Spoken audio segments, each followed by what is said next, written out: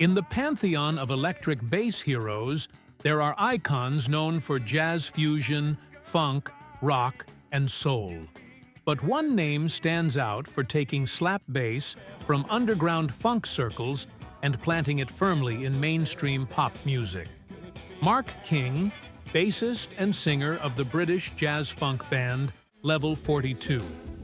Known as the guy who put the slap in pop in the 80s, King's unique style left an indelible mark on popular music and influenced generations of bassists to come. Before we continue, subscribe now, like this video, comment, and share. Born Mark Raymond King on October 20th, 1958, in Cowes on the Isle of Wight, England, his early musical life didn't begin with the bass. King started as a drummer, a foundation that would later define his instinctive rhythm and groove. When he moved to London at age 19, he landed a job at a music shop. But instead of selling drums, he found himself on bass guitar, partly by chance after claiming he could play it.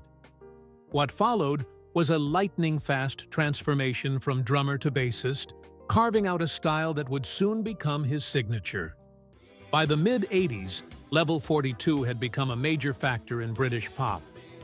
Albums like World Machine and singles like Lessons in Love and Something About You not only topped charts, but showcased Mark King's slap bass artistry, a technique rarely heard in popular music at that level before. Mark King didn't invent slap bass.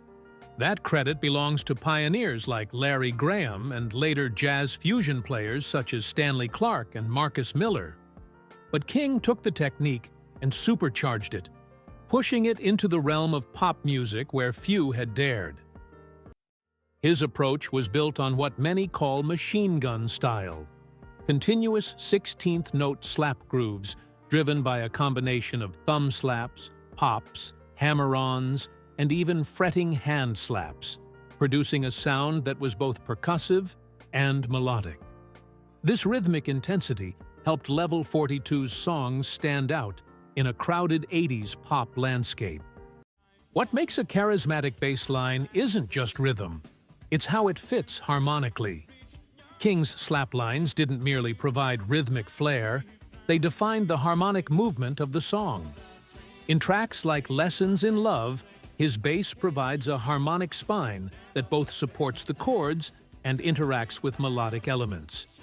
By choosing chord tones and walking between them with rhythmic precision, he added melody while maintaining groove and drive. Instead of simply anchoring the root, King's lines often incorporated passing tones and fills that outline chord changes and add musical narrative, making the bass part more than background rhythm, but a forward musical voice in the arrangement. Let's break down what makes Mark King's slap technique so compelling and effective. Continuous 16th notes.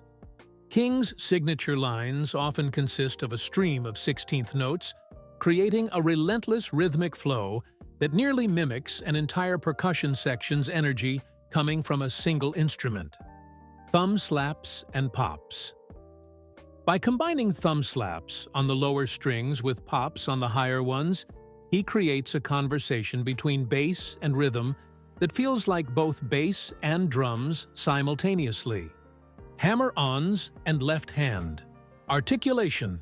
Hammer-ons and fretting hand percussive slaps add melodic complexity and enhance rhythmic invention, turning static grooves into evolving musical journeys. Polyrhythmic feel. Unlike American funk slappers who often play sparser lines, King's technique emphasizes both hands as rhythmic engines, producing layered textures that intertwine with drums and synths for a polyrhythmic groove unique in pop music. Love expressive, not just flashy. Something About You and Lessons in Love. Later hits like Something About You and Lessons in Love showcase how his slap lines can be melodic, funky, and supportive of vocal phrases. In these songs, the bass plays alongside chord changes, integrating with synth layers and horn parts while retaining its groove, a testament to how technical mastery and musicality can coexist. What separates great slap players from masters is feel. King's lines convey energy, punch, swing, and groove in equal measure.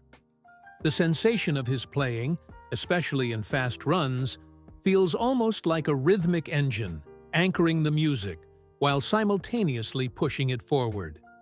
It's the tactile attack of the slap, the articulation of every pop, and the flow between rhythm and melody that makes his bass feel alive, not mechanical.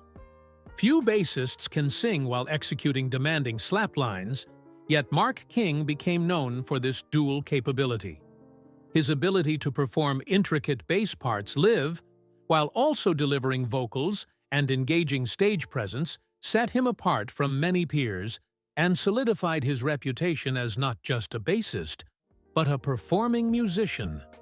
Over the years, King has used a variety of instruments, including JD and Status graphite basses, both providing clarity and punch needed for his slap style. These instruments allow note definition and dynamic response that make each slap and pop articulate and expressive. His rig choices over the decades helped shape his distinct sound, blending percussive clarity with warm, harmonic content. Whether in the studio or on stage, King's tone balances precision with musical weight, a key ingredient in his enduring influence. Mark King didn't just master slap bass, he brought it into mainstream pop music and cemented its role in 80s funk pop. His influence rippled across generations of bassists, inspiring players to blend rhythmic power with melodic intent. Music Radar even described him as the guy who put the slap in pop during the 80s. Thank you for watching. Don't forget to subscribe, like, and share. See you in the next video.